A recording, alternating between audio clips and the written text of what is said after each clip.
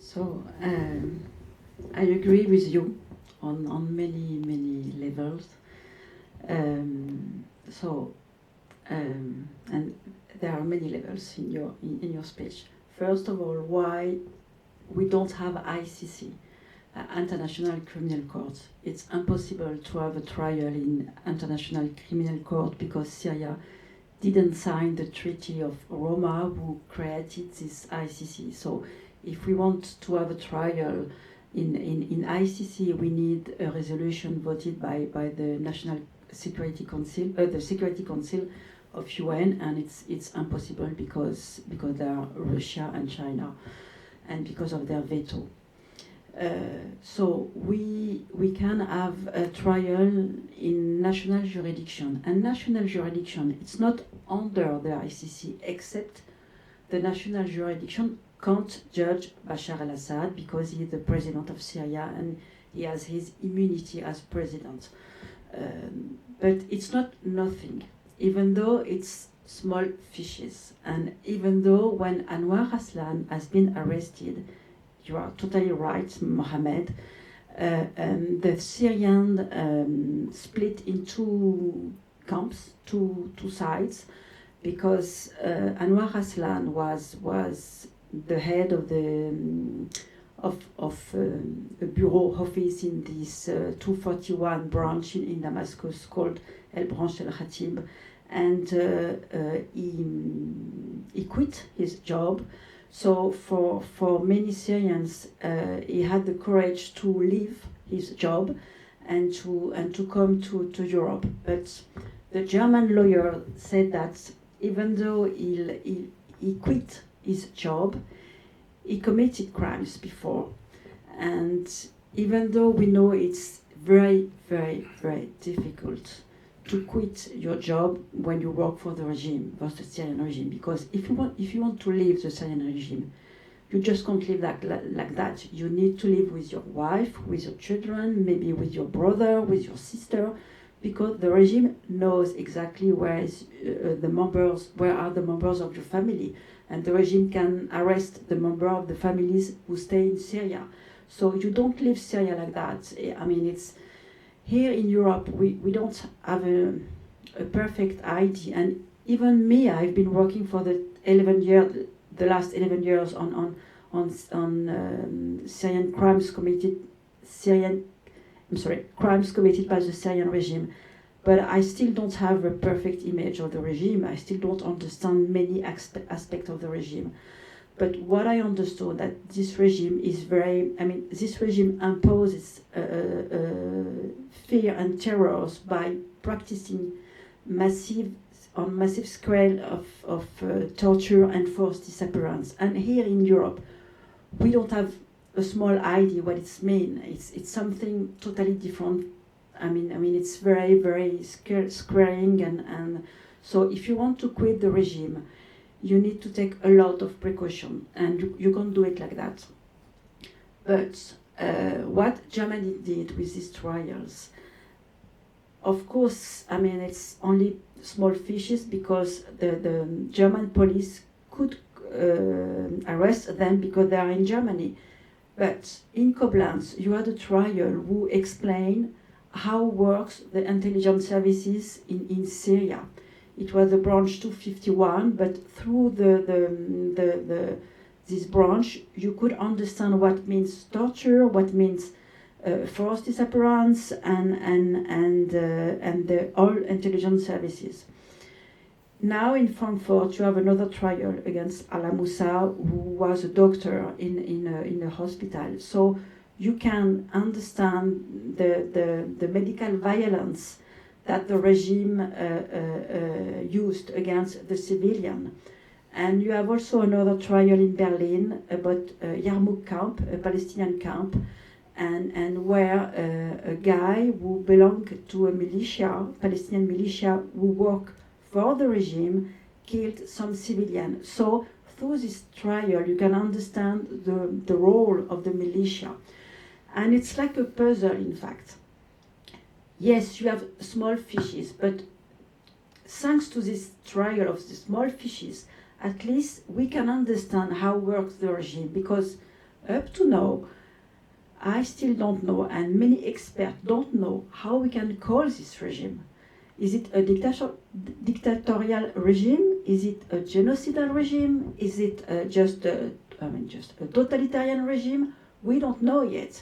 But what we understand that this regime commits a lot of crimes against humanity and maybe a genocide. The lawyer and trial one day will have to discuss about this definition.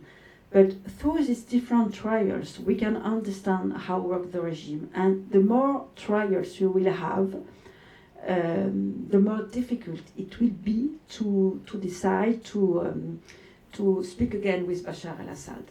Even though we know that there are now discussions between Turkey and Syria, and we know how Russia and Iran support Damascus, but the more trials we will have, the more people will know, and the more we could have some kind of pressure on our politicians for not talking with the regime again.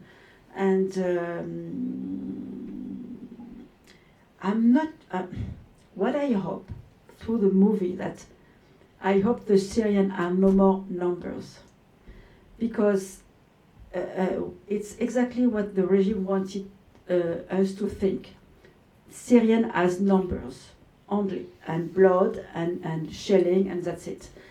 Through the movie, what we wanted to do with Stefan and Malte, I mean the director of the movie, it's to go through intimacies of families, because the regime, when he practices torture and forced disappearance, he break the families, he break intimacies of families, he want to force Syrians to be silent, he want to isolate people, isolate families, and when you isolate families, you forbid them to make politics, you forbid them to have an efficient opposition, because you break and you have only, you don't have a society, or you don't have a social bond anymore, and it's exactly what the regime wants to do.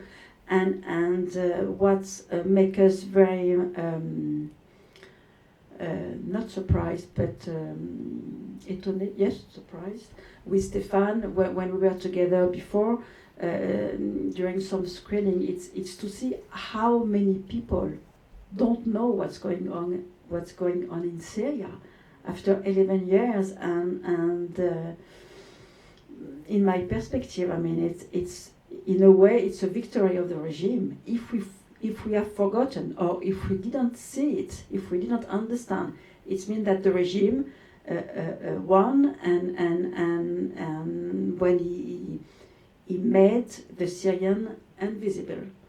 So, and through the movie, what we wanted to do is to make the Syrian visible again and seen, and it's a fight against unspoken and silence and unseen.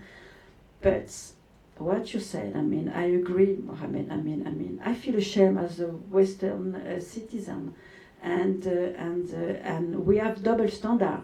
And but even though you have a dual nationality, Obaida Dabag, who was looking for his nephew and his brother who have been arrested by the regime, he was never, I mean, he never met French officials.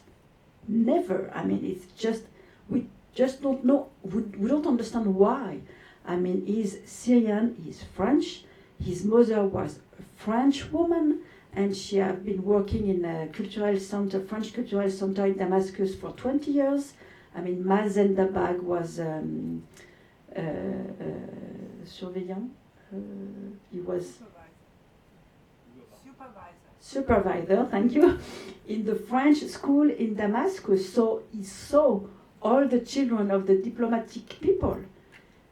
But Obaida was, he never had a meeting with a French official, and it's unbelievable. So maybe he was too Syrian to be French, it's what I think. No, but at least, I mean, you know the story, you know the situation, you know the crimes committed by the regime. But and crimes committed by ISIS also, and Islamic State. But at least so many people don't know, and to when Vanessa said we have empathy, and I strongly believe that emotion drives involvement, and it's the way to react. And at least when you say we need to teach our children, it's I am teaching my daughters. I mean, for the last 10 years, I've been hearing about Syria every day at home, and maybe now they are fed up with Syria. But I mean, it's what we need to do, and at least to show and to account the story of Syrian, and to have, because it's a way also to fight against crimes humanity, because these crimes, I mean, they want to break memories, they want to create void in memories and absence of people, and when you tell the story of families and individuals, I mean, you try to fight the silence, and you try to fill the void, even though you will never fill the void, but at least you share and you fight with the Syrian. And even though what we can understand from these crimes, I don't feel depressed, and I think I am a better person since I've met so many Syrians. Even though what they tell me it's awful, but I grew up with them. I grew up. I mean, 10 years ago I was not the same person, and I'm happy for meeting such unbelievable Syrian. I mean, and okay, maybe it's not good to say that because what they told me was awful, but I can say nothing else. I grew up with them, and I taught my daughter. I think I am a better mother. And it's the first time I say that, but I think. I mean, I'm sorry, but of course you will always have monster, but we can't give up. We just can't give up, even though we know that there will be monster later. But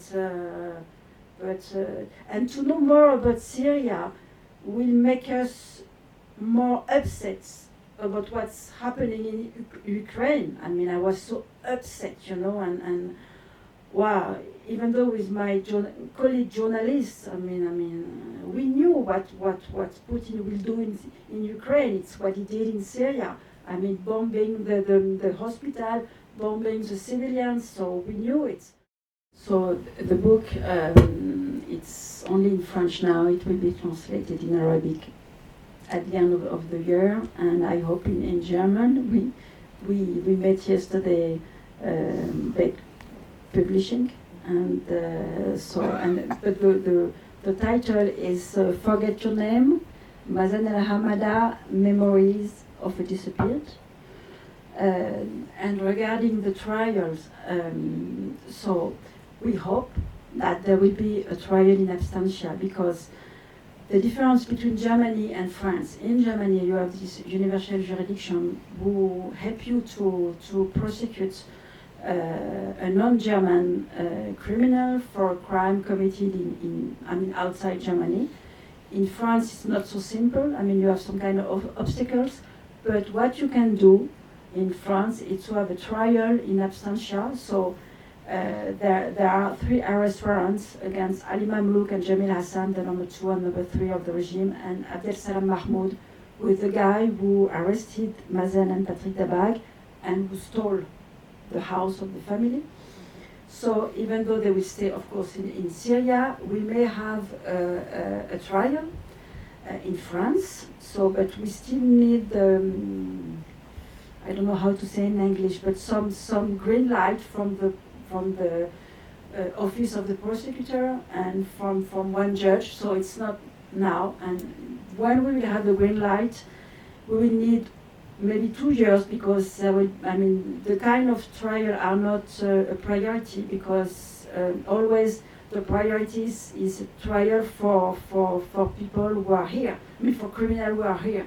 So because it's in absentia, it will come after some other trials. But again, this trial will explain we'll speak about forced disappearance, we'll speak about something we often forget when we think about the crimes committed by the regime. It's, I don't know the name in English, I'm sorry, it's when the regime steals money and things from families. I mean, there is an economical aspect of the war, of course. So this trial in absentia in France will explain all of that, and it will be very interesting again. Thank you, both of you, Vanessa, for your courage to produce and to distribute the film, and of course, Garance for the film.